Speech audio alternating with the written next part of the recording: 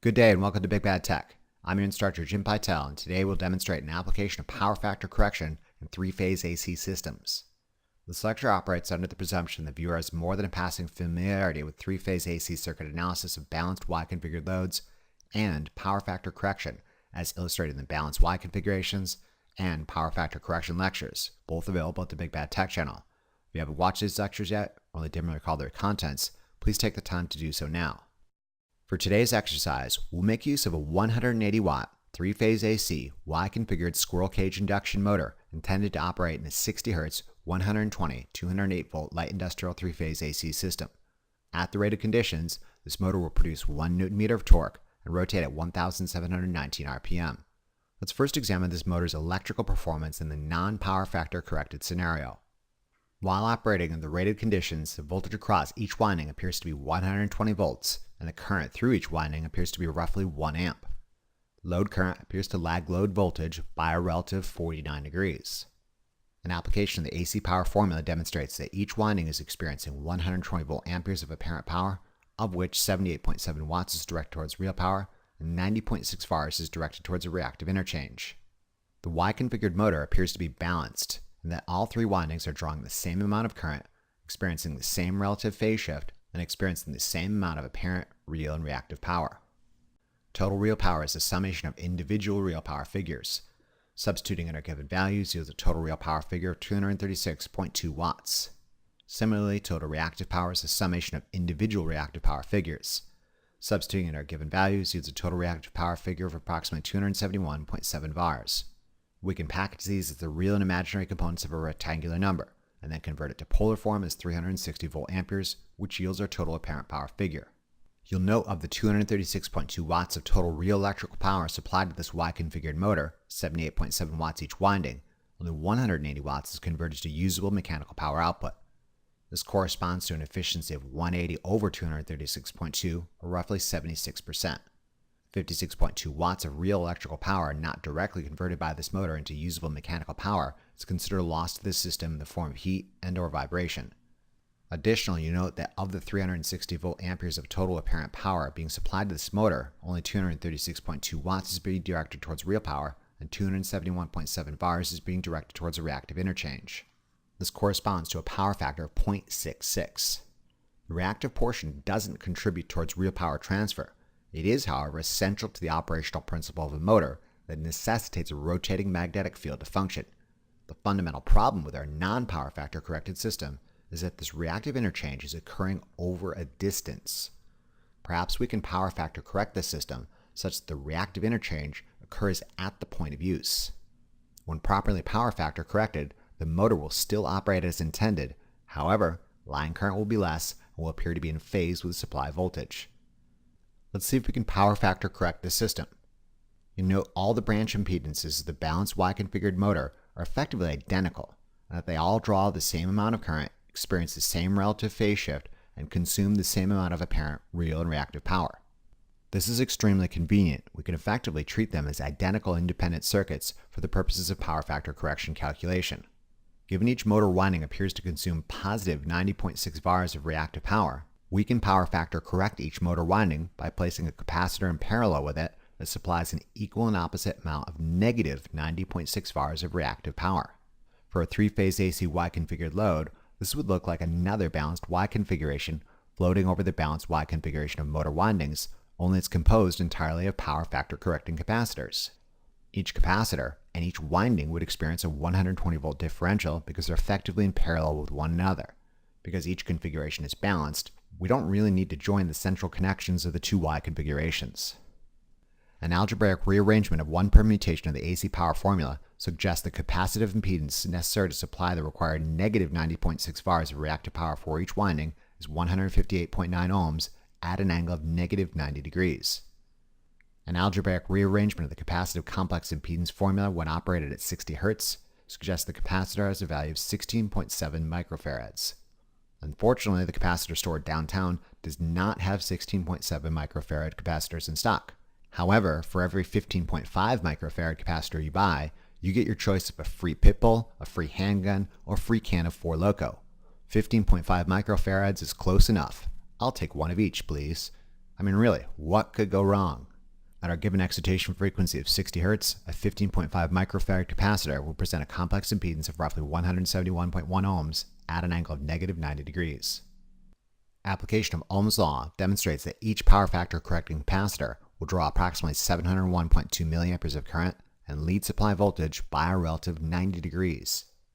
An application of the AC power formula demonstrates that each power factor correcting capacitor will experience 84.1 volt amperes of apparent power, of which 0 watts is directed towards real power and negative 84.1 VARs is being directed towards a reactive interchange. When considered as a matching pair, you'll note the power factor correcting capacitor is slightly undercorrecting the matching winding. As such, we might expect there to be a small exchange of reactive power with the source. This being said, it's not too much, but we should expect line current to drop and become more in phase with supply voltage. An application of Kirchhoff's current law demonstrates that current in each line will be the summation of current through the winding and the current through the matching power factor correcting capacitor. Substituting our given values yields source current to be 658.2 milliamperes, will slightly lag supply voltage by a relative 4.7 degrees. Source current is substantially less than our previously non-power factor corrected circuit. And here's the important part: the motor will still function as intended. A large portion of the reactive power, rather than being exchanged with the source over a distance, is instead exchanged with the power factor correcting capacitors at the point of use. As such, line current drops and becomes more in phase with the supply voltage. Let's see if reality meets our expectations for this power factor corrected system. While rotating at the rated 1719 RPM and producing the rated 1 Newton meter of torque, the current through each motor winding still appears to be roughly 1 amp and appears to lag voltage by a relative 49 degrees. As previously, each winding experiences 120 volt amperes of apparent power, of which 78.7 watts is directed towards real power and approximately 90.6 VARs is directed towards the reactive interchange. When taken as a group, the balanced Y-configured motor windings experience 360 volt amperes of apparent power, of which 236.2 watts is directed towards real power and 271.7 VARs is directed towards the reactive interchange. From the perspective of the mechanical performance of the motor and the electrical performance of the windings, it's as if nothing has changed. Let's now consider the electrical performance of the power factor correcting capacitors. The voltage across each power factor correcting capacitor appears to be 120 volts, and the current through each power factor correcting capacitor appears to be roughly 700-ish milliamperes. Current through each power factor correcting capacitor appears to lead voltage by a relative 90 degrees. An application of the AC power formula demonstrates each power factor correcting capacitor is experiencing approximately 84 volt amperes of apparent power, of which 0 watts is directed towards real power and negative 84 VARs is directed towards a reactive interchange. When taken as a group, the balanced Y-configured power factor correcting capacitors experience 252.3 volt amperes of apparent power, of which 0 watts is directed towards real power and all negative 252.3 VARs is directed towards a reactive interchange. Here's where the magic happens. Line current, the summation of current through a motor winding and a matching power factor correcting capacitor, appears to be roughly 660 milliamperes and only slightly lags voltage by a tiny, almost immeasurable amount. From the perspective of the source, it appears as if only a small amount of reactive power needs to be exchanged over a distance. An application of the AC power formula demonstrates that on average, each source is supplying 79 volt amperes of apparent power, of which a majority of 78.7 watts is directed towards real power, and only 6.5 VARs is directed towards a reactive interchange. When taken as a group, the three-phase AC system supplies 236.9 volt amperes of apparent power, of which a majority of 236.1 watts is directed towards real power, and only 19.5 VARs is directed towards a reactive interchange. The consequences of power factor correction are far more evident when consider each branch impedance pair. Follow this sequence. Current through each motor winding still lags voltage by a relative 49 degrees. Current through each power factor correcting capacitor leads voltage by a relative 90 degrees. Line current, the summation of winding and capacitor current, drops and appears to be almost in phase with supply voltage. Can you dig it? When power factor corrected, the source stays out of it and lets reactive power slosh back and forth at the point of use. The source only needs to supply the real portion of power and line current drops. It should be noted that this system will remain power factor corrected in one scenario only. That scenario being when the motor is operated at the rated condition and rotating at 1719 RPM and producing exactly 1 Newton meter of torque. If the mechanical power requirement increased or decreased, we might see a corresponding shift in reactive power consumed by the motor, and this may under or overwhelm the ability of the power factor correcting capacitors to keep the reactive interchange at the point of use. For example, if the motor consumed less positive VARs of reactive power, we might expect current to start eventually leading voltage, since the power factor correcting capacitors are effectively overcompensating.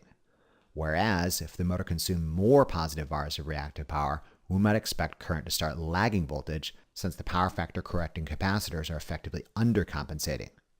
A more sophisticated power factor correction system might actually use an adjustable capacitor, or an array of capacitors that can be switched in and out as reactive power requirements for the system change. However, these types of systems would be costlier to implement.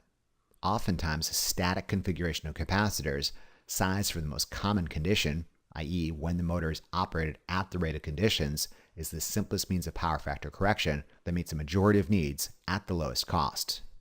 Alright, that's about it for today. In conclusion, this short lecture examined an application of power factor correction for a 3-phase AC squirrel cage induction motor.